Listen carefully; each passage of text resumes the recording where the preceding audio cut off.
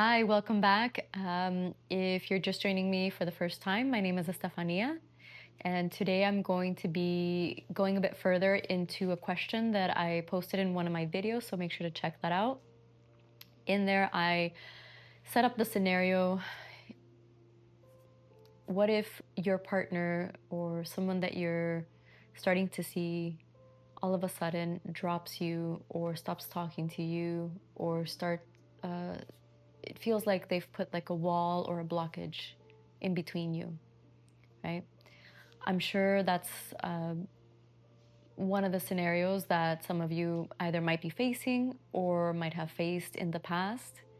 Either way, today we're going to be exploring what that does, not only for the heart, so emotionally, but also mentally.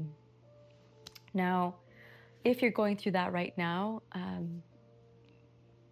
take everything that I share here as guidance, but ultimately know that you are your own spirit. You'll be able to support and help yourself, and only you will know what is best for you in the time that is right. So, again, these are tools, this is guidance, but take those that definitely align with you at this time, and those that don't, feel free to throw them away or let them go. Maybe they'll resonate at another time. Maybe you won't need them ever. Either way, we're going to get started. So, if you're going through any sort of emotional rupture, whether that recent separation was fresh, an hour ago, weeks ago, or it's residue. So, I like to call it like that. It's almost like calcified in your body, in your mind, in your emotional body. When you're going through that rupture or you keep reliving that sensation and that feeling of the emotional shock that you've been through, bringing it back to yourself. So, what does that mean? Being able to recognize what's happening in your body, whether that's pausing, taking a break, and that could be sitting down, breathing for 1 to 2 minutes, or simply observing what thoughts are coming through. That can be your guidance on what your current state is in that moment, right? So, especially now, we're going in our days from one thing to the next, to the next, to the next, to the next. And this is where we need to ask ourselves, am I coming from a place of full alignment because I enjoy doing what I'm doing, because I enjoy being in certain activities or with certain people? Or am I doing it as a means to distract myself? Right? And the moment that we begin to start discerning, so coming into our mind's eye and discerning between what is actually fulfilling our life and what is or might feel like, oh, I have to do this. This is a responsibility or a chore or a task. Okay? Even the wording itself changes that feeling. So I urge you and I invite you to look within in those moments and start discerning, am I running away? Am I distracting myself away from that rupture? Am I longing for that escape because I cannot bear to recognize or feel that emotionally my heart has been destabilized? So that's, it takes courage, and it takes sometimes a lot of time slowing down to be able to go within and see truly, where am I at? Okay? We can grow on a physical level, we can grow on a mental level, we can be outside of ourselves exploring the world. But essentially, the question that I bring to you is, how do you come back home at the end of the day, at the end of the hour?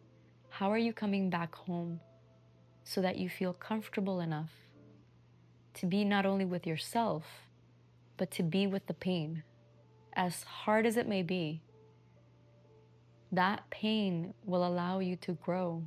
It will allow you to shift into a new level, into a new state of growth where that's where we begin to evolve. That's where we begin to truly lighten ourselves. So instead of saying, this got done to me, or because of these conditions, this was done to me, this is what I'm going to do. I'm going to react to that. If we could reframe it and say, what did I learn from that experience? Whether it was in my full control or it wasn't, what can I learn from that experience? Right? And with the adequate support, whether it's through guidance like this, through these videos, whether it's people in your community, seeking therapy if that's what's needed at that time, identifying I call it the blind spots, and then recruiting or bringing in the on all levels to be able to do that growth. Life brings us as well people or situations for us to start making those changes. So that's where the discerning mind comes in, that mind's eye. When we step into a situation again, we have the choice to say, okay, I've been here before. One, two, what would I like to do about this? I can continue to repeat the same patterns that I know, where I'm acting from a place of fear, or I can choose to pause, go within myself, truly listen to where I am. Where am I on an emotional level? Where am I in terms of physical? And everything's going to connect at that point. But where am I? What is my location? Where is my emotional location? Can I shift this right now? Right?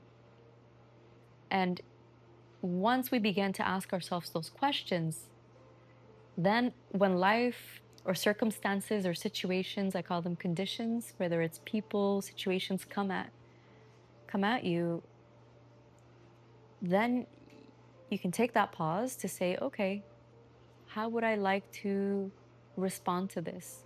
What choice can I make here? So that's where we're going into our mind's eye and coming from a neutral, we've probably heard this, like neutral space or neutral place to be able to make those choices.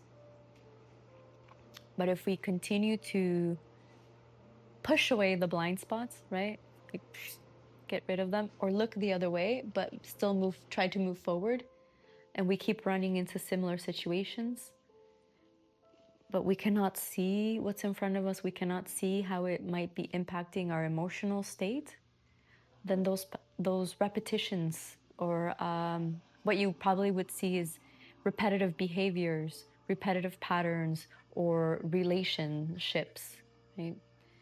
Meaning, if you know about your attachment style, connecting or feeling comfortable with particular attachment styles.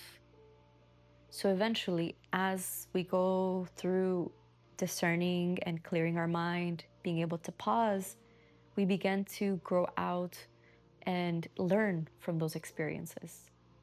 So at that point, that's where we can come back and say, okay, what did I learn in that experience? Okay, how did it make me grow? Right? And then we begin to move forward in a more congruent way where we're coming from a place of being fully aligned, not only with our mind, but our heart, right?